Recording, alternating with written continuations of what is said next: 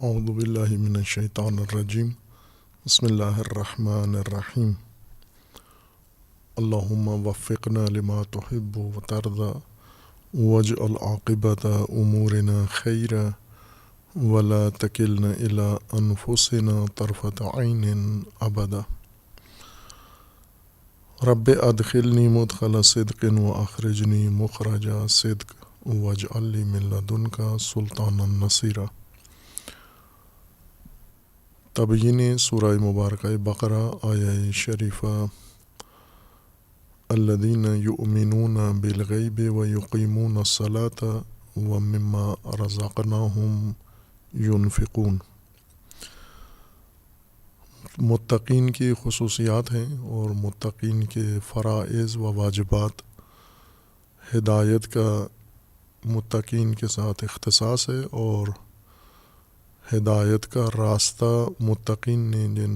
اصولوں کے ساتھ طے کرنا ہے ان میں پہلا ضابطہ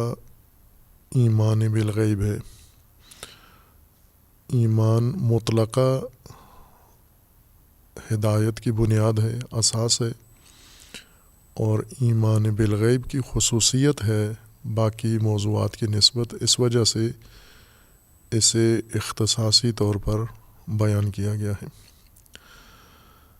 اور ایمان بالغیب یا ایمان کے بعد دوسرا اہم رکن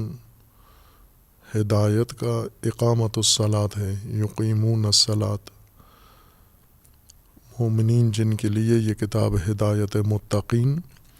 ایمان لاتے ہیں یا ایمان، امن، اطمینان و اعتماد حاصل کرتے ہیں غیب کے ذریعے اور ان امور کے ذریعے جو ایمان کا موضوع و متعلق قرار دیے گئے ہیں، اور اقامت الصلاۃ کرتے ہیں۔ عموماً اس کا ترجمہ نماز قائم کرنا کیا جاتا ہے۔ بعض ایسے اصول ہیں، اصطلاحات قرآن کریم کی جن کا ترجمہ دوسری زبانوں میں کر دیا گیا ہے، اور بعض اصطلاحات ایسی ہیں جن کا ترجمہ نہیں کیا گیا، اور بہتر کام یہی ہے کہ وہ اصطلاحات کسی دوسری زبان میں ترجمہ نہ ہوں بلکہ تفسیر ہوں، ان کی وضاحت کی جائے، نہ کہ ان کا ترجمہ کیا جائے۔ جیسے صلاۃ کا ترجمہ فارسی میں نماز کیا گیا ہے اور فارسی سے یہ ترجمہ منتقل ہوا ہے اردو میں اور دیگر زبانوں میں جو اردو سے تعلق رکھتی ہیں، اور ہر چند نماز سے وہی مفہوم مراد لیا جاتا ہے جو صلاۃ سے لیا جاتا ہے، لیکن قرآنی اصطلاح صلاۃ ہے اور نماز متبادل اصطلاح ہے لغت فارسی سے۔ ذکر کریں گے کہ نماز کیوں ترجمہ کیا گیا، نماز فارسی میں، یا اس تہذیب میں، اہل فارس کی تہذیب میں نماز کس کو کہتے تھے، کیوں صلاۃ کے ترجمہ کے طور پر یہ لفظ استعمال کیا گیا ہے۔ پہلے ہم یہ دیکھ لیں کہ یہ دوسرا فعل ہے جو متقین کے لیے مقرر کیا گیا ہے، اور اس کی خصوصیت بیان کی گئی ہے کہ متقین یقیمون الصلاۃ، اقامت الصلاۃ کرتے ہیں۔ اس آیہ کریمہ میں اور دیگر متعدد آیات کریمہ میں صلاۃ نہیں ہے فعل متقین کے لیے بلکہ اقامت الصلاۃ ہے، نماز نہیں بلکہ قیام، نماز کا قیام اصل مأموریت ہے یا مکلف مومنین اس کے لیے ہیں کہ نماز قائم کریں۔ اگر نماز ترجمہ صحیح بنتا ہے صلاۃ کا تو، لیکن اگر نماز صلاۃ کی ایک خصوصیت کی بنیاد پر استعمال کیا گیا ہے تو پھر اس کے لیے زیادہ مناسب ترکیب کے استعمال کی ضرورت ہے جو پورا معنی صلاۃ کا ادا کرے۔ صلاۃ متعلق ہے اقامہ کا، فعل جو متقی نے انجام دینا ہے یا جس کی بنیاد پر نظام ہدایت قائم ہونا ہے ایمان کے بعد، وہ اقامت الصلاۃ ہے۔ اقامہ قیام سے بنا ہے، اور ہم پہلے صراط مستقیم میں اس لفظ کو تفصیل سے بیان کر رہے ہیں، پڑھ رہے ہیں کہ مستقیم بھی قیام سے یا قوامہ سے، قاف واو میم مادہ ہے عربی جس سے لفظ مستقیم نکلا ہے، لفظ قیام، استقامت اور اقامہ اسی سے نکلے ہیں۔ اور جیسے مستقیم کا ترجمہ عموماً سیدھا راستہ کیا جاتا تھا، جبکہ قیام کا مطلب یا قوامہ کا مطلب سیدھا نہیں ہوتا بلکہ برپا ہوتا ہے، اپنے پاؤں پر کھڑا ہونا، اس طبیعی سیدھی حالت میں، مستقیم حالت میں، برپا حالت میں ہونا۔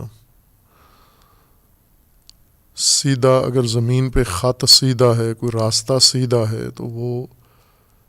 قیام نہیں کہلاتا۔ سید کے لیے عربی میں الگ الفاظ موجود ہیں جس سے سید مراد لی جاتی ہے۔ کوئی چیز جیسے سیدھی رکھنی ہو اور اس کے مقابلے میں کوئی چیز ٹیڑھی ہوتی ہو تو ان کے لیے علیحدہ عربی میں الفاظ ہیں۔ البتہ جو چیز قائم ہے، کھڑی ہوئی ہے، قیام کا مطلب کھڑا ہونا ہے، اگر اس قیام میں، برپائی میں، اس حالت عمودی میں اس کے اندر سید ہے تو وہ بھی قیام میں شامل ہو جاتی ہے۔ یعنی قیام ہوتا ہی اس وقت ہے کہ جب تمام ترکیب اعضاء و اجزاء کی اس حالت پہ ہو کہ وہ شے اپنے پاؤں پر کھڑی ہو، اپنے اصولوں پر اور اپنی بنیادوں پر کھڑی ہو جائے، یعنی اس کا تمام دباؤ یا اس کا تمام وزن اپنی بنیادوں پر قائم ہو جائے، کسی اور کے سہارے نہ ہو۔ جیسے دیوار ہے، اس دیوار کو بنیاد بناتے ہیں اور بنیاد کے اوپر تعمیر کرتے ہیں، اور اوپر جتنی دیوار اٹھتی جاتی ہے وہ ساری اپنی بنیاد پر کھڑی ہوئی ہے۔ بعض اوقات کسی چیز کو اسی طرح ہم کھڑا کرتے ہیں لیکن اسے سہارے دیتے ہیں، کسی دوسری چیز کے سہارے ٹکی ہوئی ہے وہ۔ قائم اس کو کہتے ہیں جو اپنے سہارے پر ٹک جائے اور اپنا وزن اپنی بنیاد کے اوپر قائم رکھے۔ اس سے یہ حالت، یہ کیفیت مختلف امور کے اندر متصور ہے۔ اجسام کے اندر بھی قیام دیگر حالات کے مقابلے میں ہوتا ہے، جسم قائم بھی ہوتا ہے، اور حالت قیام سے ہٹ کر دیگر حالات بھی جسم کی ہوتی ہیں، جیسے انسانی جسم ہے، قیام ہے، اور قیام کے مقابلے میں قعود ہے، بیٹھا ہوتا ہے، لیٹا ہوتا ہے، جھکا ہوتا ہے، الٹا ہوتا ہے۔ یہ ساری حالات انسان کے جسم کی ہیں۔ یا ایک درخت ہے، وہ بھی اسی طرح کبھی قائم ہوتا ہے اور کبھی کٹ جاتا ہے، جھک جاتا ہے، گر جاتا ہے، اور دیگر اجسام بھی اسی طرح مختلف حالات رکھتے ہیں۔ ان میں سے ایک حالت کا نام قیام ہے۔ اجسام کی طرح غیر جسمانی امور، غیر جسمانی معانی اور حقائق بھی قیام ان میں متصور ہے۔ ہر چند ان کا قیام جسمانی امور کی طرح نہیں ہے، لیکن ان کا قیام معنی میں جسمانی امور ہی کی مانند ہے، یعنی کیفیت میں، مصداق میں ان کا قیام اجسام کی طرح نہیں ہے معانی کا، لیکن معانی کے قیام کا معنی وہی ہے جو اجسام میں مراد لیا جاتا ہے۔ اپنی بنیاد پر استوار ہونا، اپنی بنیاد کے اوپر ٹکنا، اپنی بنیاد پہ برپا رہنا، یہ معانی میں بھی یہی معنی قیام کا مراد لیا جاتا ہے۔ اور کثرت سے معانی کے اندر بھی استعمال ہوتا ہے، جیسے کہا جاتا ہے کہ عدالت قائم کرنا، عدل قائم کرنا۔ خوب عدالت جسمانی امر نہیں ہے، ایک معنوی امر ہے، اور عدالت کے قیام کا مطلب یہ ہوتا ہے کہ جو بنیادیں عدل کی ہیں وہ قائم بنا دی گئی ہیں، اور اب فیصلے، احکام اور باقی متعلقہ جتنے امور ہیں ان بنیادوں کے مطابق، ان مبانی کے مطابق، ان اصولوں کے مطابق انجام پا رہے ہیں۔ اس کو عدالت کی برپائی یا عدالت کا قیام کہیں گے ہم۔ بس یہ خصوصیت قیام کی، بنیادوں پر قائم ہونا، بنیادوں پر ٹکنا، بنیادوں پر برپا ہونا، یہ تمام امور کے اندر ہے۔ مختلف معنوی اور جسمانی اور مادی امور یکساں طور پر اس وصف سے متصف ہوتے ہیں، اور اسی سے جیسے قائم ہونا انسان کا ایک فعل ہے، قیام، خود انسان قائم ہوتا ہے،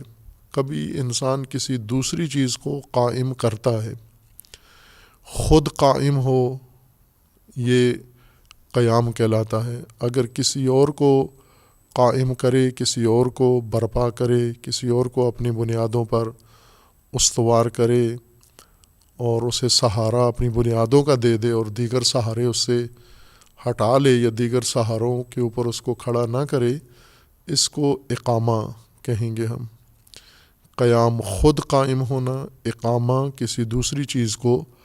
قائم کرنا، قیام دینا کسی دوسری چیز کو۔ بعض اوقات خود انسان کسی دوسری چیز کو پکڑ کے کھڑا کرتا ہے، جیسے ہم عموماً دیکھتے ہیں کہ جھنڈا، علم لے کر کوئی شخص کھڑا ہو جاتا ہے اور اس کو قائم رکھتا ہے، سیدھا رکھتا ہے افقی حالت میں۔ خوب یہ اقامہ نہیں ہے، چونکہ اقامہ کا مطلب یہ ہوتا ہے کہ جس چیز کو آپ قیام دے رہے ہیں وہ اپنی بنیادوں پر اس کو قیام دیں۔ آپ نے اس کو سہارا دیا ہوا ہے، جب آپ نے اس کو سہارا دیا ہوا ہے یہ اقامہ نہیں ہے،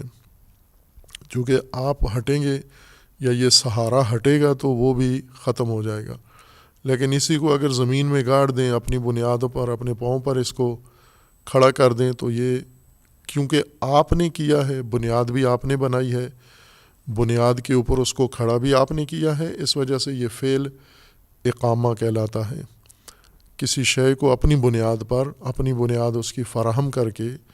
اپنی بنیاد اس کو دے کر اس پہ کھڑا کرنا اقامہ ہے۔ خوب قرآن کریم میں متعدد امور ایسے ہیں جن میں انسان کو قیام کا حکم دیا گیا ہے۔ خوب ایک تو پہلے بیان کیا تھا کہ دین، صراط، ہدایت، اس کی صفت ہی مستقیم قرار دی گئی ہے اور انسان راستہ ہی مستقیم طلب کرتا ہے، یعنی قیام آور اور قیام بخش، وہ راستہ جس میں قیام انسان کو نصیب ہو اور قیام میسر ہو، اور اس کے اندر، اس راستے کے اندر ایسی خصوصیات ہوں کہ اس پہ چلنے والے حالت قیام میں رہیں، وہ برپا رہیں اور کھڑے رہیں، ان کے اوپر قیام کے متضاد حالات دیگر طاری نہ ہوں، یعنی گر نہ جائیں، بیٹھ نہ جائیں، لیٹ نہ جائیں، باقی قیام کے مقابلے میں جو متضاد حالتیں ہیں وہ ان کے اوپر لاگو و طاری نہ ہوں۔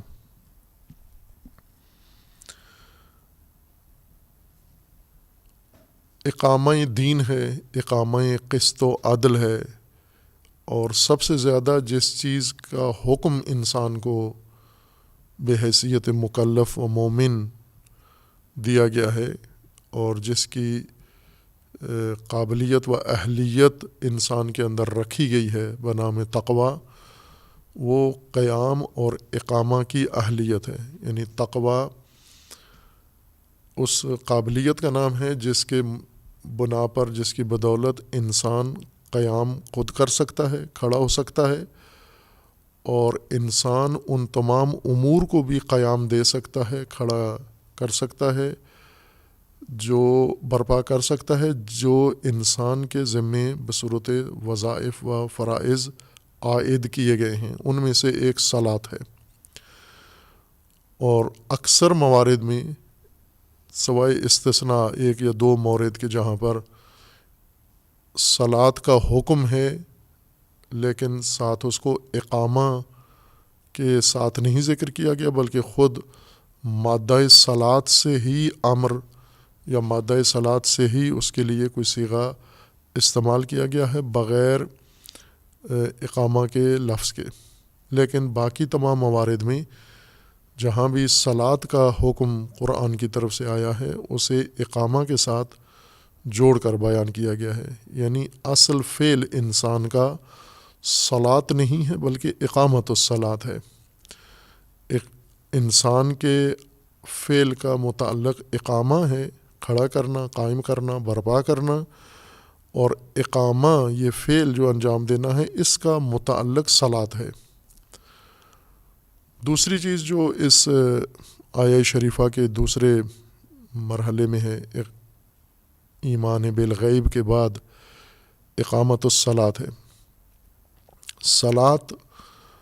قرآن کریم میں مراد صلاۃ سے وہی ہے جو لوگوں کے ذہنوں میں ہے، مومنین کے ذہنوں میں ہے.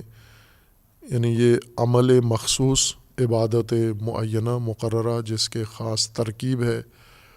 اور جس کا اذکار ہیں اور حرکات ہیں، سکنات ہیں، جس کی تفصیل تقریباً ہر انسان، ہر مسلمان جانتا ہے اپنے مسلکی جزوی اختلافات کے ساتھ. لیکن مجموعی طور پر صلاۃ کے مصداق سے سب آشنا ہیں. جب لفظ صلاۃ جس کا ترجمہ ہم نماز کرتے ہیں یہ سنتے ہیں ہم یا کہتے ہیں تو فوراً ہمارا ذہن اسی عبادت مقررہ و معینہ کی طرف چلا جاتا ہے. یہ عبادت جو ہم انجام دیتے ہیں یہ صلاۃ کے مصادیق میں سے ہے. جیسا پہلے ضابطہ ذکر کیا تھا کہ ہم تبیین قرآن کریم میں اور اصطلاحات قرآن کریم میں، معانی قرآن کریم میں ہم پہلے لفظ کی پہچان کر لیں کہ یہ لفظ تشکیل کیسے پایا ہے، نکلا کہاں سے ہے، بنا کہاں ہے اور کس معنی کے لیے یہ لفظ وجود میں آیا ہے. اور پھر معنی کے حدود، معنی کی وسعت، معنی کا دائرہ کار دیکھیں کہ کتنا وسیع ہے یا تنگ ہے. اور تیسری چیز جو ہم نے اس کے اندر مشاہدہ کرنی ہے وہ مصادیق ہے اس معنی کے. الفاظ، معانی اور مصادیق کہ عام طور پر الفاظ سے انسان معانی کی طرف چلا جاتا ہے، بیچ میں معانی کو چھوڑ جاتا ہے، نظر انداز کر جاتا ہے، خصوصاً قرآن کریم کی تفسیر میں اور اسی طرح روایات میں، احادیث کے معانی میں بھی اور علوم میں بھی ایسا ہی کرتے ہیں. ہم کسی علم میں بھی اگر ہمیں اصطلاح سنیں، لفظی اصطلاح، تو فوراً ہمارا ذہن مصادیق کی طرف دوڑ کر چلا جاتا ہے اور یہ فہم میں ایک بڑا خلل ہے، نقص ہے. اسی وجہ سے انسان معانی کو نظر انداز کر کے مصادیق کو ذہن میں معنی کی جگہ بٹھا لیتا ہے اور پھر دیگر مصادیق اسی معنی کے ان کا انکار کر دیتا ہے، جبکہ وہ بھی اسی جیسے اس کی مثال اگر عرفی طور پر میں دوں تو یوں ہے کہ ایک شخص کے کئی بیٹے ہوں، مثلا اس کے 4-5 بیٹے ہیں، ایک بیٹا اس کا مشہور ہو گیا ہے، معروف ہے اور لوگ اس کو جانتے ہیں کہ یہ فلاں آدمی کا بیٹا ہے، اور چونکہ لوگ صرف اس کے ایک بیٹے سے آشنا ہیں، شہرت اس کی ہے، چرچا اس کا ہے، جانتے اس کو ہیں، لہٰذا جب بھی اس شخص کے اولاد کا نام آتا ہے تو یہی بیٹا ذہن میں آتا ہے. اور باقی بیٹوں کا لوگ اگر کسی جگہ کوئی اور دعویٰ کرے کہ یہ بھی اس کا بیٹا ہے، انکار کر دیتے ہیں کہ یہ اس کا بیٹا نہیں ہو سکتا، اس کے بیٹے کو تو ہم جانتے ہیں، اس کا بیٹا تو فلاں ہے. خوب، ایک فرد کا بیٹا ہونا کسی فرد کے لیے یہ دلیل نہیں ہے کہ دوسرے نہیں ہو سکتے اس کے بیٹے، یا ایک بیٹے کا چرچا، ایک بیٹے کی شہرت، ایک بیٹے کی معروفیت یہ دلیل نہیں ہے کہ دوسرے اولاد نہیں ہیں یا ان کا اس شخص سے کوئی تعلق نہیں ہے. مصادیق بھی اسی طرح ہیں، معانی کے کئی مصادیق ہوتے ہیں. وہ مصداق جو ہمارے ذہن میں آ بیٹھتا ہے، جس کا چرچا زیادہ ہے، شہرت زیادہ ہے، انس ہمارے ذہن میں اس کا زیادہ ہے، ہم عموماً اسی کو معنی کے مترادف قرار دے کر باقی مصادیق کا انکار کر دیتے ہیں. کہ یہ اس معنی کے مصادیق نہیں ہو سکتے۔ خوب ہمیں اپنے ذہن کو آمادہ کرنا ہے اس چیز سے، کہ اس چیز کے لیے کہ ہم جب قرآن کریم کے مطالب کو سمجھتے ہیں، معانی کو، تو الفاظ سے فوراً معانی کی طرف جائیں ہم، پھر معانی کو ان کے مصادیق پر منطبق کریں اور یہ دیکھیں کہ ان مصادیق میں سے یہاں آیہ کریمہ میں کون سا مصداق مراد لیا گیا ہے۔ فوراً الفاظ سے مصادیق پر پہنچ جائیں، معانی کو بیچ میں نظر انداز کر دیں۔ اس سے یہ خلل پڑتا ہے کہ انسان معنی کو سمجھے بغیر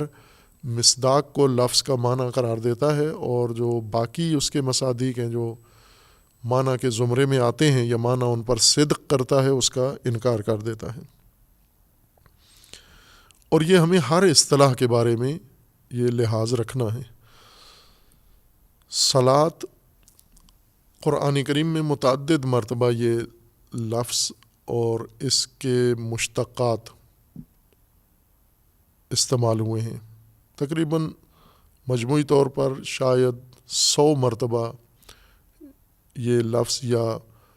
اگر اس کے دیگر ملے جلے الفاظ کو بھی استعمال کریں تو 124-125 مرتبہ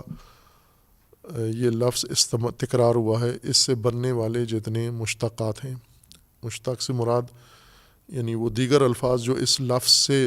نکلے ہیں، بنے ہیں۔ لیکن یہ ایک لفظ نہیں ہے، یہ 2 لفظ ہیں، آپس میں مشابہت ان کے درمیان پیدا ہو گئی ہے۔ ایک صاد لام واو سلو سلوا ایک لفظ ہے، اور ایک صاد لام یا سلیا یا سلیہ، یہ ایک دوسرا لفظ ہے۔ دونوں ایک نہیں ہیں، 2 مادے ہیں، 2 لفظ ہیں، 2 الگ الگ ان کے معانی ہیں۔ وہ الفاظ جو سالوا سے نکلے ہیں قرآن مجید میں، وہ تقریباً لگ بھگ 100 کے قریب ہیں، اور باقی جو سالیا سے ہیں،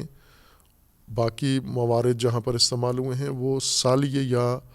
سالیا سے مشتق ہیں۔ وہ پہلے یہ تفکیک ضروری ہے،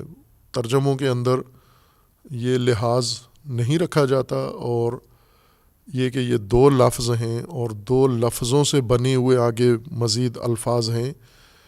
اور یہ قرائن سے پتہ چل جاتا ہے کہ یہ لفظ سالوا سے بنا ہے یا یہ سالیہ سے بنا ہے۔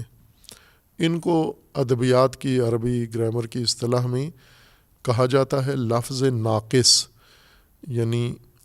ایسے حروف جو جن کے تیسرے حرف میں 3 حرفی جو لفظ ہوتا ہے، ثلاثی جس کو کہتے ہیں، ثلاثی لفظ کے ہر حرف کا ایک نام ہوتا ہے عربی میں، قاعدہ یہ جان لینا بہتر ہے، آپ کو بہت ساری جگہوں پر کام آئے گا۔ عربی چونکہ افعال کا ایک ہی وزن ہوتا ہے، ایک وزن پر کئی حروف تشکیل پاتے ہیں، جیسے آپ کہتے ہیں کاتبہ، ضربہ، نصرہ، یہ سارے الفاظ ایک وزن پر ہیں، حروف الگ الگ ہیں لیکن وزن ان کا، آہنگ اور ہیئت ان کی ایک ہے، اور اس ہیئت کو قاعدے کے طور پر بیان کرتے ہیں۔ ہیئت کا نام فعلا، فعلا کو فے عین لام سے وزن بناتے ہیں، پھر جس حرف سے بھی اس وزن کے مطابق آپ نے فعل بنانا ہے یا بنتا ہے، اس کو فعلا کے انداز میں پڑھا جاتا ہے۔ اور چونکہ فعلا ایک وزن لحاظ کر دیا جاتا ہے، ایک بنیاد فرض کی جاتی ہے کہ فعلا یہ افعال کی بنیاد ہے، فعلا کے وزن پر باقی سارے حروف سے کے اوزان بننے ہیں، صیغے بننے ہیں، اس لیے فعلا کو بنیاد فرض کر لیں آپ۔ اور فعلا میں 3 حرف ہیں، فے عین لام، تو فعلا کے پہلے حرف کو چونکہ فے ہے، اس کو فعل کا فا کہتے ہیں، فے۔ اسی طرح دوسرا لفظ فعلا میں عین ہے، اس کا نام فعل کا عین رکھتے ہیں، یعنی حرف عین۔ اور تیسرا حرف فعلا میں لام ہے، تو اس کا بھی نام رکھ دیا گیا ہے کہ یہ فعل کا لام ہے۔ یہ یعنی ہر فعل میں 3 حرف ہونا ضروری ہیں، ایک اس کا فے کی جگہ جو لفظ حرف آیا ہے، عین کی جگہ جو حرف آیا ہے، اور لام کی جگہ جو حرف آیا ہے۔ جیسے کاتبا، کاتبا میں فے کی جگہ کاف آ گیا ہے، عین کی جگہ تے آ گیا ہے، اور لام کی جگہ بے، اردو تلفظ کے مطابق، اردو ناموں کے مطابق جو حروف کے نام ہیں۔ خوب، یہاں سہولت کے لیے یہ کہا جاتا ہے کہ کاتبہ میں جو کاف ہے، چونکہ یہ فے کی جگہ ہے، فعلا بنیاد ہے، وزن ہے، اور اس کے اوپر باقی ساری تول کر اور اس کے سائز کے، یعنی یہ ایک سانچہ ہے، اس سانچے میں ڈال کر باقی سارے حروف سے الفاظ بنتے ہیں۔ تو کاتبہ میں کاف کو فاعل فعل کہتے ہیں، یہ فاعل فعل ہے، یعنی فعلا کے فے کی جگہ کاتبہ میں کاف آیا ہے، اور فعلا کے عین کی جگہ تے آیا ہے، تو تے کو عین الفعل کہتے ہیں، یعنی یہ فعلا کے لفظ حرف عین کی جگہ تے استعمال ہوا ہے۔ اور اسی طرح فعلا کے لام کی جگہ پر با استعمال ہوا ہے یا بے استعمال ہوا ہے کاتبہ میں، تو کاتبہ کے با کو لام الفعل کہتے ہیں۔ بس جتنے بھی 3 حرفی افعال ہیں، ان 3 حرفی افعال میں سے ہر تینوں حروف کا نام پڑ گیا ہے۔ پہلا حرف جو فعل میں استعمال ہوتا ہے اس کو فاعل فعل، دوسرے کو عین الفعل، تیسرے کو لام الفعل کہا جاتا ہے۔ اب ان کے آگے قواعد ہیں کہ ان کے اندر حروف کی قسمیں ہیں۔ ان حروف میں اگر واو یا حمزہ اگر آ جائے تو ان کی خاص نام پڑ جاتا ہے ان حروف کا۔ آپ واو اور یا زیادہ استعمال ہوتے ہیں کہ اگر ان حروف میں کسی جگہ پر بیچ میں واو کا لفظ آ گیا ہے یا کا لفظ آ گیا ہے تو اس وزن کا ایک خاص نام پڑ جاتا ہے ان 2 حرفوں کی وجہ سے۔ اگر اس کے لام حرف کی جگہ جہاں فعلا کا لام ہے، کسی اور لفظ کے لام والی جگہ پر، لام والے حرف میں ان 2 میں سے کوئی حرف آ جائے، واو یا آ جائے، اس کو ادبیات کی اصطلاح میں، صرفی اصطلاح میں، علم صرف کی اصطلاح میں اس کو ناقص کہا جاتا ہے۔ یہ ناقص کامل کے مقابلے میں نہیں ہے، یہ اصطلاح ہے ان کی اپنی، حرف پورا ہے، نامکمل کے معنی میں نہیں ہے یہ ناقص، بلکہ اس معنی میں ہے کہ اس کے لام الفعل کی جگہ، حرف لام کی جگہ ان حروف میں سے ایک حرف آ گیا ہے، یا واو آ گیا ہے یا آ گیا ہے، اور اس کو کہتے ہیں ناقص واوی یا ناقص یائی، یعنی لام الفعل کی جگہ پر کیا آیا ہے حروف میں سے، آیا واو آیا ہے یا آیا ہے، وہ ناقص واوی یا ناقص یائی کہا جاتا ہے۔ خوب، یہ اس لیے وضاحت کی ہے کہ صلاۃ اور اس سے بنے ہوئے جتنے الفاظ ہیں وہ 2 بنیادیں رکھتے ہیں، 2 مادے رکھتے ہیں۔ ایک ناقص واوی سے بنے ہیں کچھ الفاظ، اور کچھ ناقص یائی سے بنے ہیں۔ مراد یہ ہے یعنی کچھ الفاظ صلاۃ کے نام پر یا صلاۃ جیسے وہ سالاوا سے بنے ہیں جس میں لام کی جگہ واو ہے، اور کچھ سالیہ سے بنے ہیں، سالیہ سے بنے ہیں جہاں لام کی جگہ، فعلا کے لام کی جگہ یہاں یا آیا ہے، اس لیے اس کو ناقص یائی کہتے ہیں۔ اور یہ دونوں ایک نہیں ہیں، یعنی حرف لام کی جگہ واو آ جائے یا حرف لام کی جگہ یا آ جائے تو یہ دونوں لفظ ایک نہیں ہوتے۔ بے شک پہلے 2 حرف مشترک ہیں، صاد اور لام، وہ دونوں میں شریک ہیں، لیکن تیسرا حرف دونوں کا الگ الگ ہے، اس وجہ سے یہ دو علیحدہ مادے ہیں، دو الگ الفاظ ہیں، اور دو الگ الفاظ ہونے کا مطلب یہ ہے کہ ان کے معانی بھی علیحدہ ہیں، ایک دوسرے سے کوئی ربط نہیں ہے ان کے معانی کا۔ اور یہ نقطہ ادبی لحاظ نہیں ہوتا ترجموں میں، وہ لفظ جو ناقص واوی یعنی سالوا سے بنا ہے اس کا معنی بھی وہی کر دیتے ہیں، اور وہ لفظ صلا جو صلایا سے بنا ہے، یا والے حرف سے بنا ہے، اس کا بھی معنی وہی کر دیتے ہیں۔ یعنی یا سب کا ترجمہ نماز کر دیں گے یا سب کا ترجمہ دعا کر دیں گے۔ یہ تشخیص دینا اور مشکل نہیں ہے، خود آیت کے اندر عام آدمی بھی یہ تشخیص دے سکتا ہے کہ یہاں پر کون سا مادہ مراد ہے، کس مادہ سے بنا ہوا یہ لفظ ہے جو قرآن کریم میں استعمال ہوا ہے۔ جیسے یہی اسی آیہ کریمہ میں یقیمون الصلاۃ، خوب یقیمون اقامہ سے ہے، قائم کرتے ہیں، یہ برپا کرتے ہیں، کھڑا کرتے ہیں، کس کو؟ نماز کو، جس کا ترجمہ ہم نماز کرتے ہیں۔ خوب یہ صلاۃ، یہ لفظ یہ صلوا سے بنا ہوا ہے یا صلایا سے بنا ہوا ہے؟ خوب یہ خود قرینہ اس کے اندر موجود ہے کہ یہ صلوا سے بنا ہے، صلایا سے نہیں بنا ہے۔ اور قرآن مجید کے اندر اور الفاظ ہیں جہاں پر ہمیں قرینہ موجود ہے کہ یہ صلایا سے بنا ہے، اور اس کا وہ معنی نہیں ہے جو صلاۃ کا آپ نے کرنا ہے، واو والے صلاۃ کا جو معنی کرنا ہے، یہاں پر آپ نے یا والے صلاح کا معنی وہ نہیں کرنا آپ نے۔ خوب جو لفظ واو سے صلوا ہے، اس کے بارے میں اہل لغت میں ایک قول نہیں ہے کہ یہ آیا بنیادی طور پر یہ صاد لام واو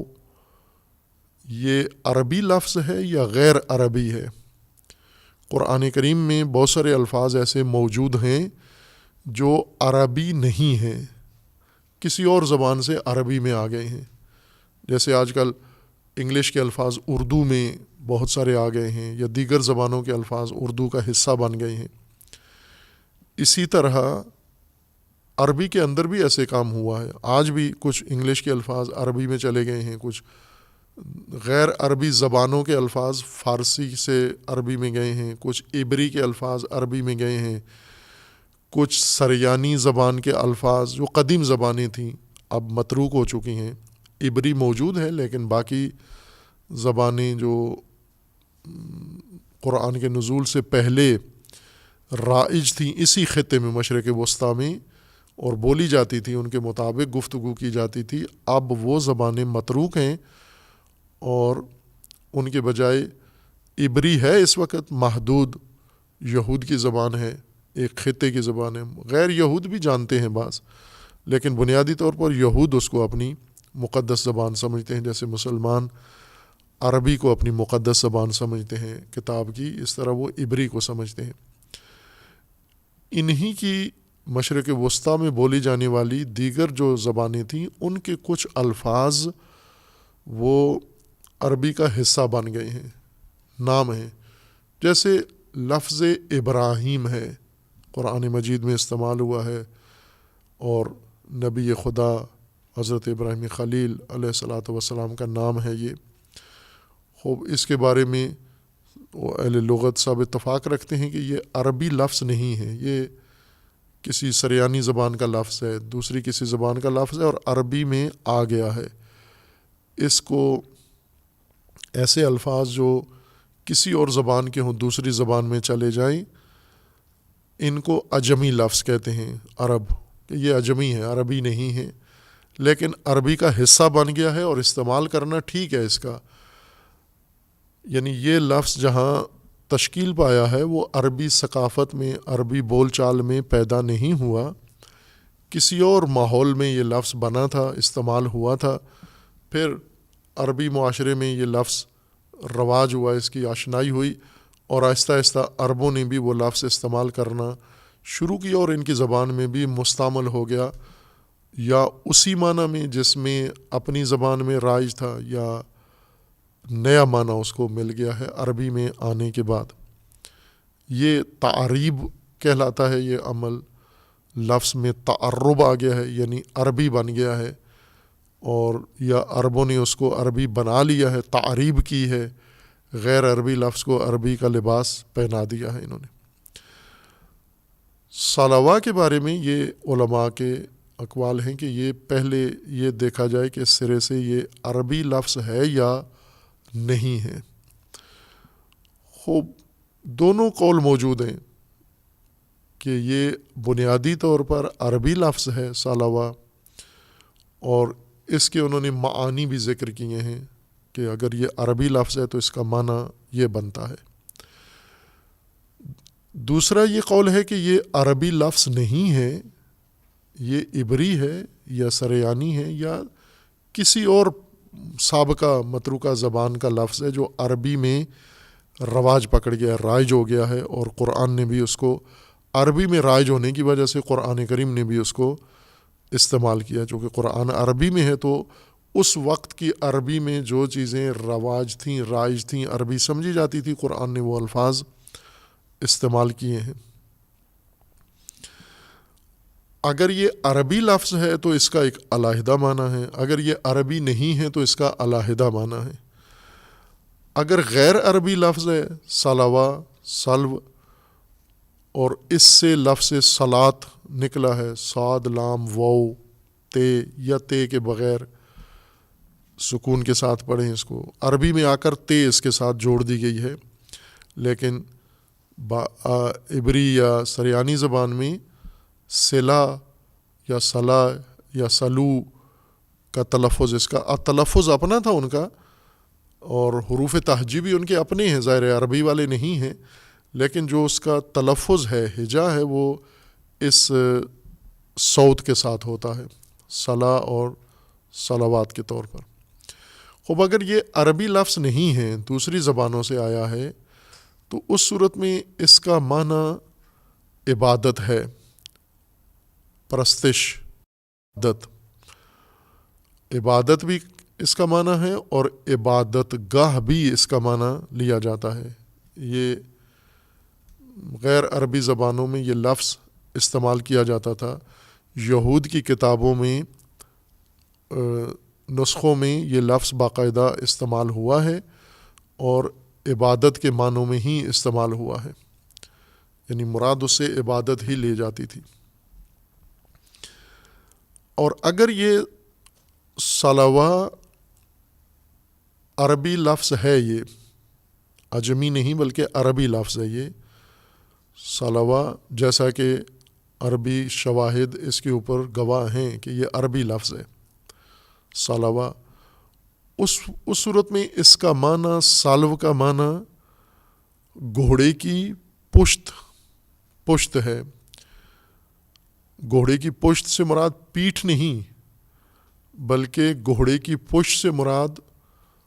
جہاں دم ہے گھوڑے کی، جہاں کوہلے ہیں اس کے،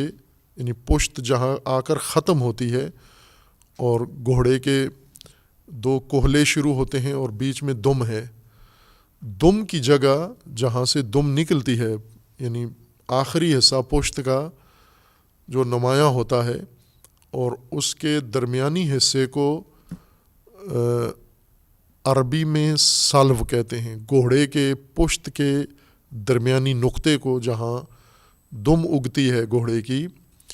اس کو سالو کہتے ہیں. البتہ گھوڑے کے ساتھ مخصوص نہیں ہے، تمام وہ جانور جن کی پشت میں یہ نمایاں ہے. جس طرح چوپائے تقریباً سارے ایسے ہیں چوپایوں میں کہ ان کی پشت، پیٹھ، اور پیٹھ جو جہاں پچھلی ٹانگوں پہ آ کے ختم ہوتی ہے، اور جہاں دم عموماً ہوتی ہے اکثر چوپایوں کی، جیسے بیل ہیں، جو گائے، بھینس، بیل ہیں، ان کی بھی اسی طرح یہ پشت جہاں پر پیٹھ آ کے ختم ہوتی ہے اور کوہلے شروع ہوتے ہیں، وہاں دم کی جگہ کو سلو کہتے ہیں عرب. زیادہ تر استعمال گھوڑوں میں کرتے تھے چونکہ ان کے پاس گائے بھینس وغیرہ ہوتی نہیں تھی، اور بکریاں ہوتی تھیں لیکن ان کے اوپر بال ہوتے ہیں، ان کے پشت واضح نہیں ہوتی، لیکن گھوڑا یا اونٹ ان کی پشت واضح ہوتی ہے۔ انسان بھی اسی طرح سے، انسان کی بھی پیٹھ ہے، دم نہیں ہے لیکن وہ نقطہ جس کو عرب سالو کہتے ہیں وہ انسان کی پشت میں بھی موجود ہے۔ یہ تو بعضوں نے کہا ہے نا کہ دم تھی انسان کی، پھر جغرافیہ کی وجہ سے گر گئی ہے۔ ڈارون کے مطابق دمدار تھا انسان پہلے، یا اب سابقہ نسلیں، پھر آہستہ آہستہ ضرورت نہیں تھی، استعمال نہیں کرتا تھا تو دم ختم ہو گئی۔ اب یہ ایک ایسے فرضی قسم کی افسانہ کہانی جو نظریہ سائنس کا بنا لیا گیا، خود سائنس نے اس کو نہیں مانا، لیکن جہاں سائنس کا رواج نہیں ہے، سائنس فیشن ہے، وہاں اس کو سائنسی نظریہ سمجھا جاتا ہے۔ یہ ویسے ایک بے دلیل قسم کی بات تھی کہ انسان اس تکامل کے نتیجے میں یہاں تک پہنچا ہے۔ تکامل ہے، لیکن وہ جو ڈارون نے جس طرح کشف کیا کہ انسان کس طرح بنا ہے، اور آخری شکل اس کی بندر تھا اور بندر سے پھر انسان اور اس طرح بنا ہے، یہ کوئی شاہد گواہ اس بات پر نہ تجربے سے، نہ مشاہدے سے، نہ سائنس سے، نہ عقل سے موجود نہیں ہے۔ اور قرآن کریم کی تصریح ہے کہ خدا نے انسان کو پیدا کیا تو وہ اس کامل شکل میں پیدا کیا، کمال یافتہ پیدا کیا، اس طرح نہیں پیدا کیا جس طرح انہوں نے اس کو تصویر کیا ہے۔ لیکن انسان کی بھی جسمانی ساخت میں یہ حصہ جسم کا موجود ہے، پشت، اور پشت کا درمیانی حصہ، دو کوہلے کے درمیان جو حصہ ہے جہاں پشت ختم ہوتی ہے وہاں کا درمیانی حصہ، یعنی ٹانگیں اور پشت جہاں ملتے ہیں آ کر، اس کے درمیانی حصے کو عرب سالو کہتے ہیں۔ اور اسے استعمال بھی کرتے تھے کہ چونکہ گھوڑوں سے ان کا زیادہ سروکار تھا، اور گھوڑے کے جسم میں یہ اعضاء، انسان کے جسم کے بہت سارے اور اعضاء ہیں جو بڑی اہمیت رکھتے ہیں۔ مثلا انسان کی خوبصورتی میں ناک کو بڑی اہمیت ہے، چہرے کو بڑی اہمیت ہے، اسی طرح باقی اندام انسان کے یا دیگر جانور ہیں ان کے کچھ اور حصوں کو کچھ اور اندام توجہ کا مرکز ہوتے ہیں۔ گھوڑوں میں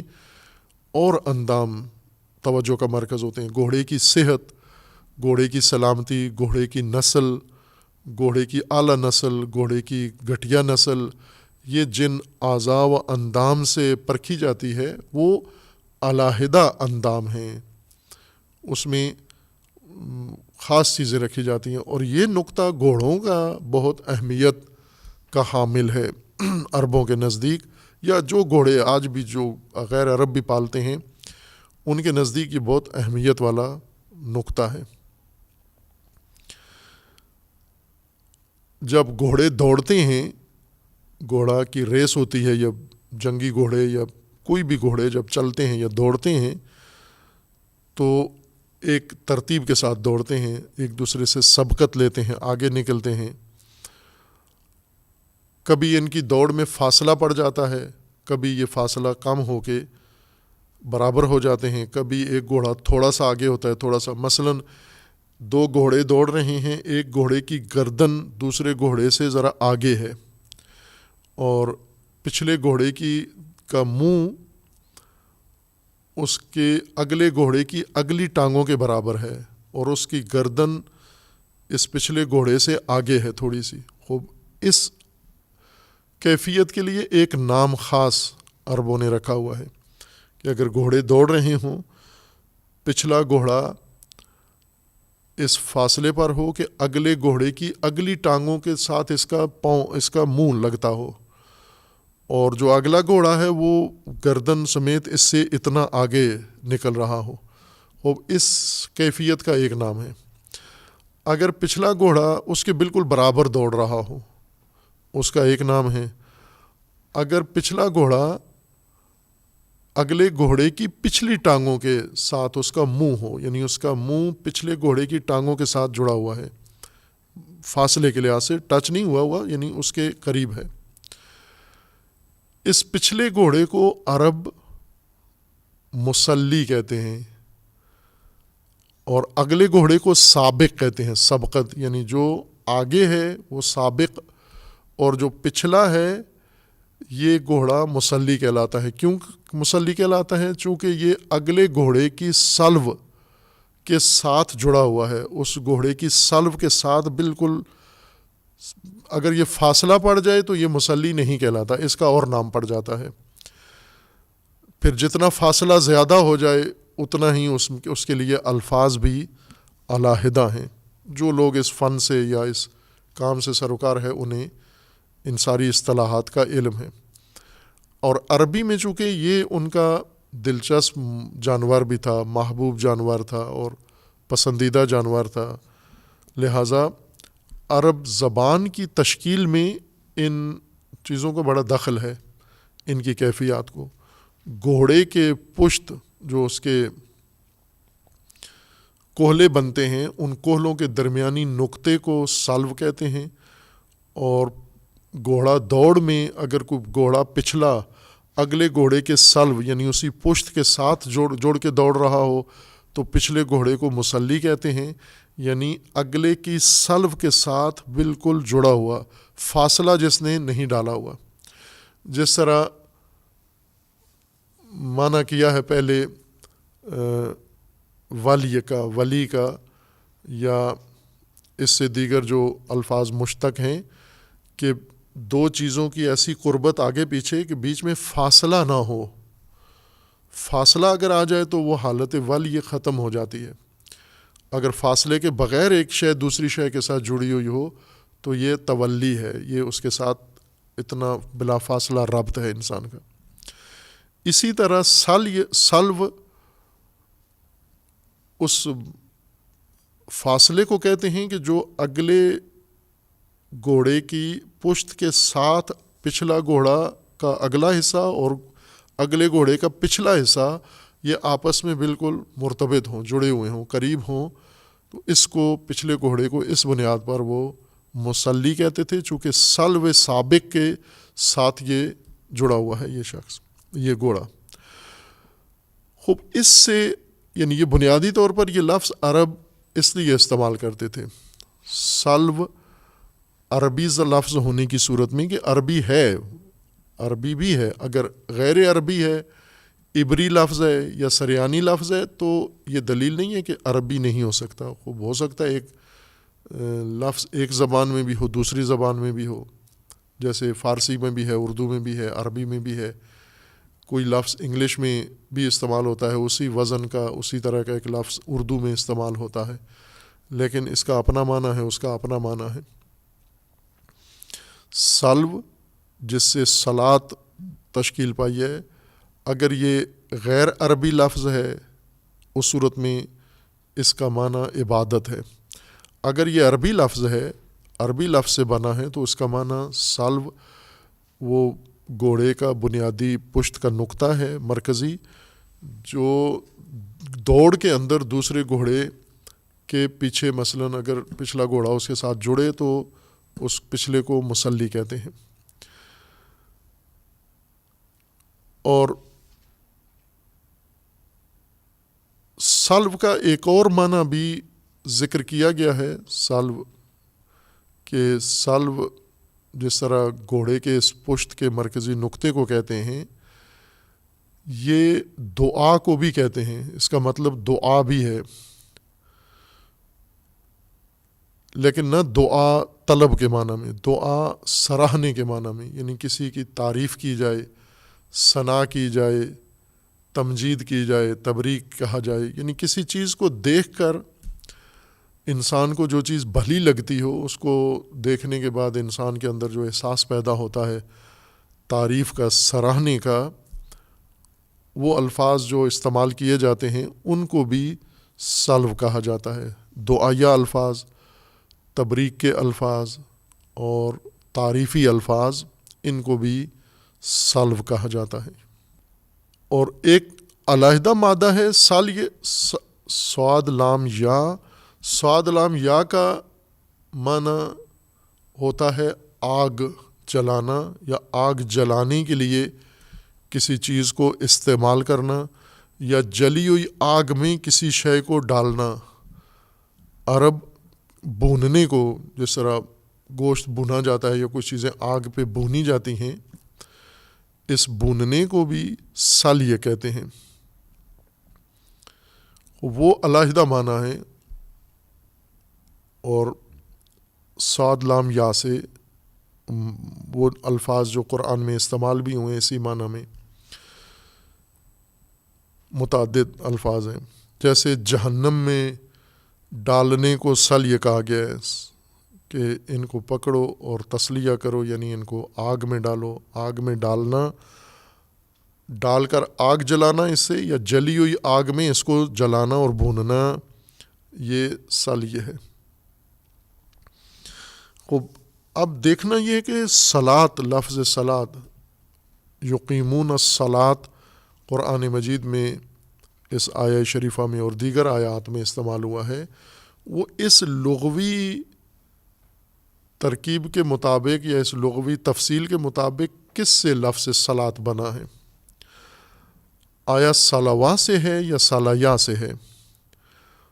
اور صلوا سے اگر بنا ہے تو کس سلو سے بنا ہے؟ وہ جو عربی غیر عربی سلو ہے، دیگر زبانوں سے عربی میں آیا ہے، اس سے یہ لفظ بنا ہے، یا عربی میں جو سلو استعمال ہوتا ہے، وہی گھوڑے کی پشت یا دعا یا ثنا یا تعریف، سلو کے جو معنی عربی لفظ کے ہیں ان سے یہ لفظ تشکیل یافتہ ہے. یا پھر یہ کہ یہ صلایا سے بنا ہے یہ لفظ، اور صلوا اور صلایا میں معنی کے لحاظ سے کوئی فرق نہیں ہے. صلایا سے بنے تو بھی اس کو اس کے معنی میں تطبیق دینی پڑے گی کہ صلیہ کا مطلب، صلایا کا مطلب آگ میں ڈالنا، آگ میں جلانے کے لیے ڈالنا، یا جلی ہوئی آگ میں بھوننے کے لیے اس کو ڈالنا. خوب، اس صورت میں یہ صلاۃ کیسے اس معنی لغوی کے ساتھ مطابقت کیسے رکھتا ہے؟ خوب، بیشتر اہل لغت کا رجحان اس طرف ہے، اور ان کی دیکھا دیکھی مفسرین کا بھی، کہ لفظ صلاۃ صلوا سے بنا ہے، اور صلوا بھی وہ جو عربی صلوا ہے، اور اس کا معنی دعا ہے. چونکہ صلوا کا مطلب دعا ہے، اس لیے دعا سے یہ لفظ بنا ہے. عموماً لغوین کا یہ قول معروف بھی ہے، بڑے اہل لغت نے یہ قول اختیار کیا ہے، اور مفسرین نے اہل لغت سے ہی یہ قول لے کر اسی کی بنیاد پر تفسیر بھی کی اور صلاۃ کا ترجمہ بھی کیا. چونکہ صلاۃ میں دعا ہے، ثنا ہے، اس وجہ سے اس عمل مخصوص کو صلاۃ کہتے ہیں. یہ ایک قول ہے اہل لغت کا. خوب، اس میں اگر یہ قول ہو تو زیادہ دقت کی ضرورت نہیں ہے، بہت واضح ہے اور آسان مبنا ہے کہ صلوا سے بنا ہے. صلوا کا ایک معنی دعا ہے، اور چونکہ نماز میں دعا ہے اور جز ہے دعا نماز کا، اس وجہ سے اس پورے مجموعے کو، پورے عمل کو صلاۃ کہہ دیا گیا ہے. لیکن یہ اتنے احتمالات میں اس کو معین کرنا قرائن کے ساتھ کہ لفظ صلاۃ صلوا سے ہے، اور صلوا وہی ہے جو اس قول میں کہا گیا ہے، یعنی عربی مادہ ہے، اور عربی مادہ کا بھی وہ معنی جس کو دعا کے لیے استعمال کیا گیا ہے. خب، بعض محققین اہل لغت نے یہ کہا ہے کہ صلاۃ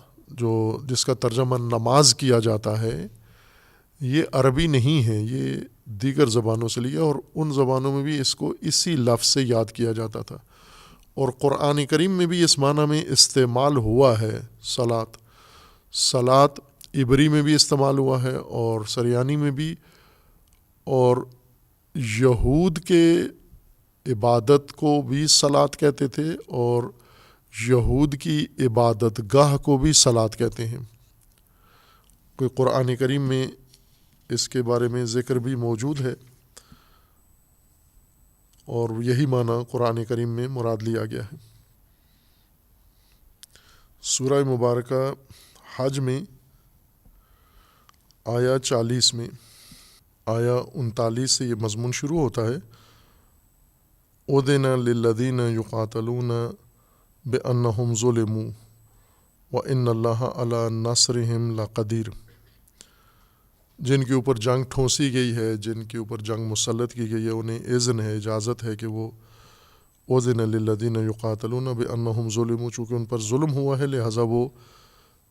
قتال کر سکتے ہیں۔ عَلَىٰ نَصْرِهِمْ لَقَدِيرٌ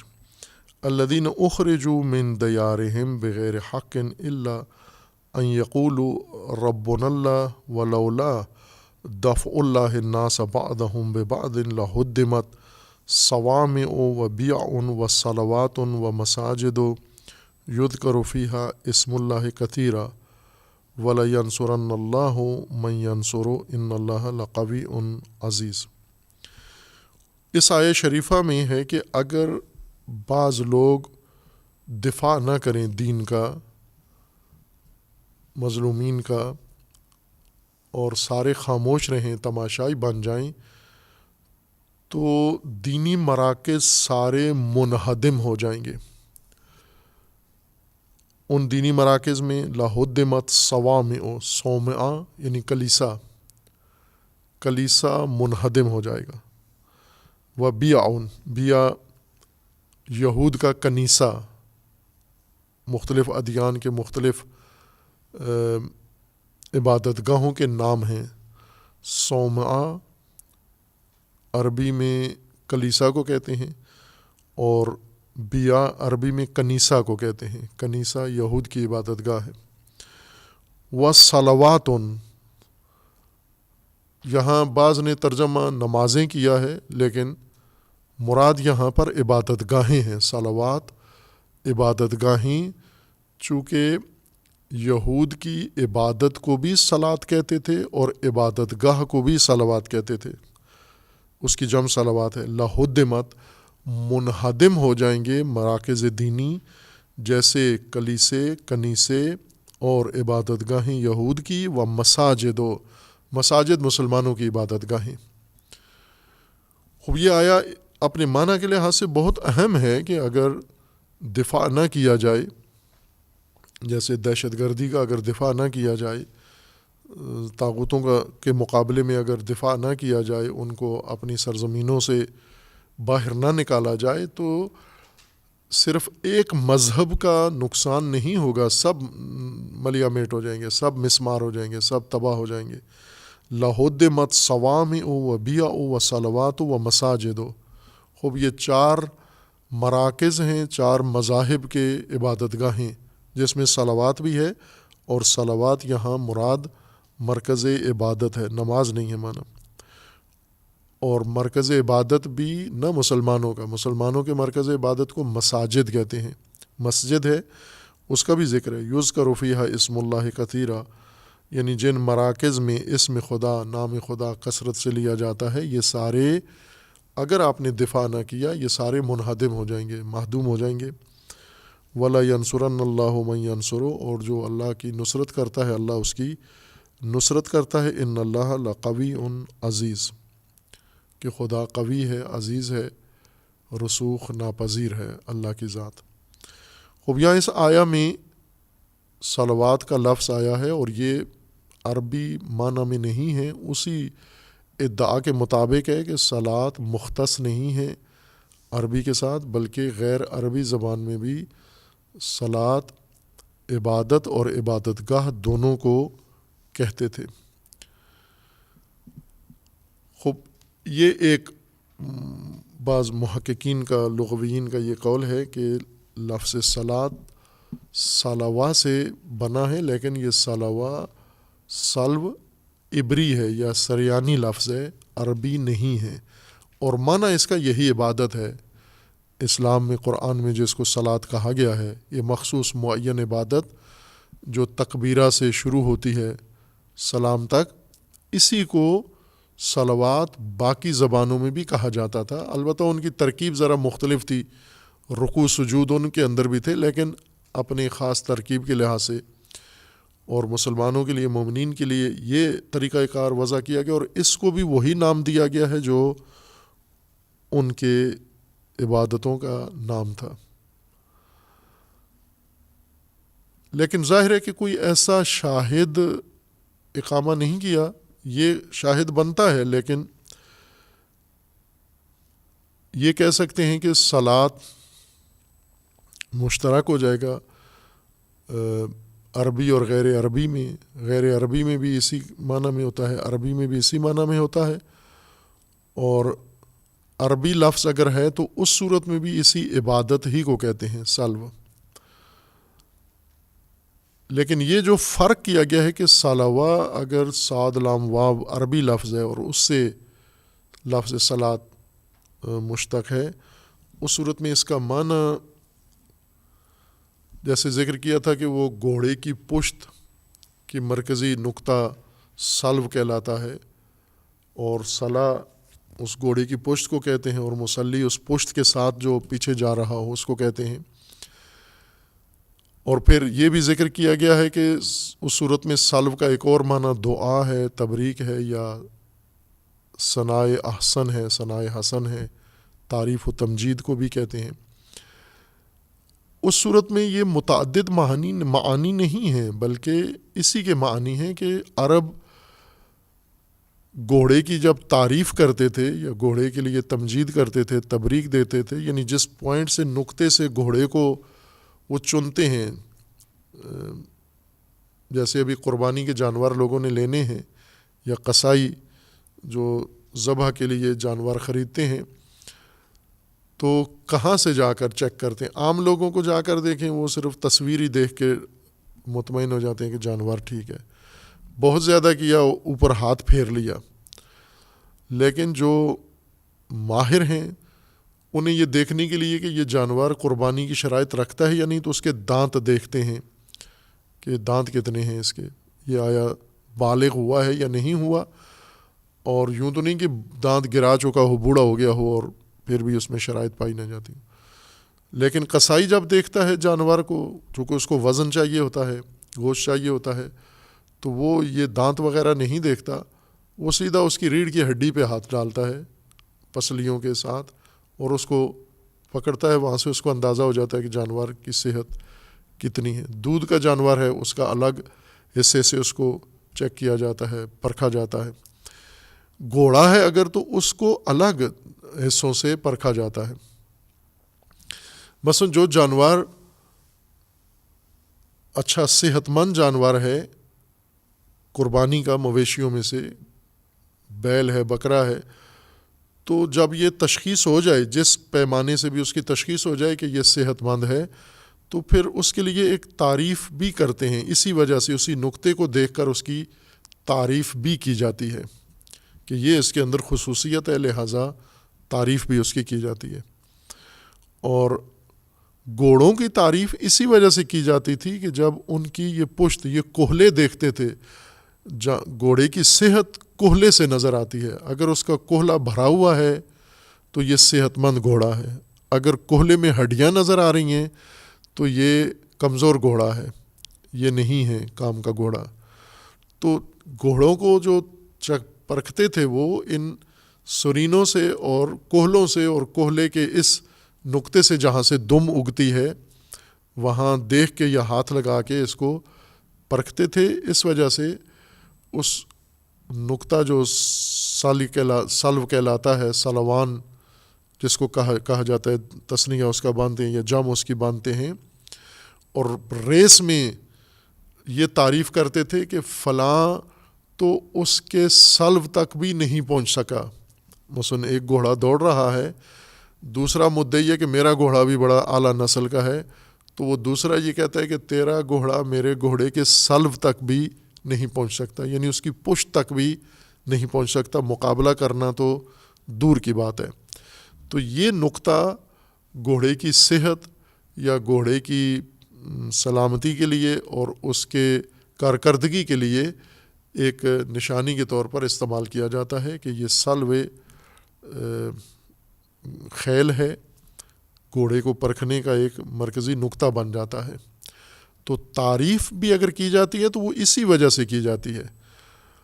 خوب یہاں سے کیوں نماز، اگر فرض کریں صلاۃ عربی لفظ ہے اور عربی بھی صلوا سے ہے، صلیہ سے نہیں ہے، اور صلوا سے اگر ہے تو اس کا معنی تو گھوڑے کی پشت ہے، تو پھر اس سے عبادت کے لیے یہ لفظ کیسے نکلا؟ خوب یا دعا کے لیے، ثنا کے لیے کیسے نکلا؟ خوب اس کا ربط یہ ہے کہ چونکہ عرب جب گھوڑوں کی ثنا تعریف کرتے ہیں تو وہ ان کی صحت کو، اور صحت کے لیے جس نقطے کو وہ دیکھتے ہیں، ملاحظہ کرتے ہیں، اہمیت رکھتا ہے، وہ یہ حصہ ہے گھوڑے کا۔ اس لیے یہ ثنا، مثلا الفاظ بھی جب گھوڑے کی تعریف کرتے تھے نا، مثلا آج کل اگر دودھ کا جانور ہے اس کی اگر تعریف کریں تو وہ اس کی دودھ دانی یا اس کے دودھ کا نام لیا جائے گا، یعنی یہی حصہ تعریف کے قابل ہے، تو اس کو جانور کی تعریف کے لیے ایک وصف کے طور پر استعمال کرتے ہیں۔ تو جانوروں کی تعریف کے لیے یا گھوڑوں کی تعریف کے لیے وہ سلو کا لفظ بھی استعمال کرتے تھے، یعنی جب کوئی پوچھتا کہ گھوڑا کیسے ہے تو وہ یہ نہیں کہتے تھے کہ گھوڑا اعلیٰ نسل کا ہے، فلاں ہے، وہ مثلا اس کو کہتے تھے کہ یہ دوسرے کو کہتے تھے کہ سلو، اس کو سلو بتاؤ، گھوڑے کی وہ پشت بتاؤ، گھوڑے کی خوبی بتاؤ، اس کے لیے تعریف کرو اس کے لیے، تاکہ اسے معلوم ہو کہ ہمارا گھوڑا کیسا ہے۔ خوب اس سے یہ تعریف الگ معنی نہیں ہے، تعریف اسی معنی سے ہی نکلا ہے، ایک تطور ہے لغت کے اندر کہ تعریف اس نقطے سے ہی کرتے تھے وہ۔ خوب اس کو اگر عبادت اس لفظ سے اگر مشتق ہے تو عبادت سے اس کا کیا تعلق ہے؟ چونکہ اس عبادت میں جو مد نظر ہے، عبادت کا جو ترکیب بنائی گئی ہے، اللہ تعالیٰ نے جو عبادت کا حکم دیا ہے جس کو ہم نماز کہتے ہیں، اس عبادت کو اگر ہم دیکھیں تو اس میں یہ خصوصیت نمایاں ہے۔ دعا تعریف بھی ہے اس کے اندر، لیکن جو اس کا اصلی معنی ہے وہ سلو والا، وہ اس کے اندر ملحوظ ہے، یعنی یہ نماز یا یہ صلاۃ اس طرح سے اقامہ کریں گے آپ کہ یہ صلاۃ ہو، یعنی سلو کے پشت ایک دوسرے کی پشت کے ساتھ جڑے ہوئے ہوں، فاصلہ نہ ہو، اس طرح سے یہ عبادت انجام دینی ہے آپ نے کہ عبادت اس تسلیہ کے ساتھ ہو، سلو کے ساتھ ہو، یعنی جس طرح ریس میں گھوڑے پشت کے ساتھ جڑے ہوئے جاتے ہیں، فاصلہ نہیں ہونے دیتے، اور اگر فاصلہ پڑ جائے تو وہ گھوڑا ناکارہ اور بے قیمت سمجھا جاتا ہے، اس کا کوئی خریدار نہیں ہوتا جو اگلے گھوڑے کی سلو تک بھی نہ پہنچ سکے۔ خوب اس عبادت کو اس وجہ سے سلو یا صلاۃ کہا گیا ہے کہ اس کی ترکیب اس طرح سے بنائی گئی ہے کہ جہاں پر ان کے لیے جو طریقہ مقرر کیا گیا ہے، یا جو ادب یا جو ہدف یا جو راستہ مومنوں کے لیے رکھا گیا ہے، تو ان کو ایک طرح سے یہ رہنمائی کی گئی ہے کہ یہ طریقہ انجام دہی کا اس انداز سے ہوگا جس کے اندر یہ معنی سلو ملحوظ ہو۔ یہ بعض اہل لغت نے حتیٰ توجیہ کی ہے کہ اگر ہم سالیہ سے لیں، صلاحیہ سے لیں، تو بھی اس کو توجیہ کی جا سکتی ہے معنی کو عبادت کے معنی میں، یعنی نماز کے معنی میں۔ وہ وجہ بعد میں بیان کریں گے۔ صلی اللہ علیہ محمد۔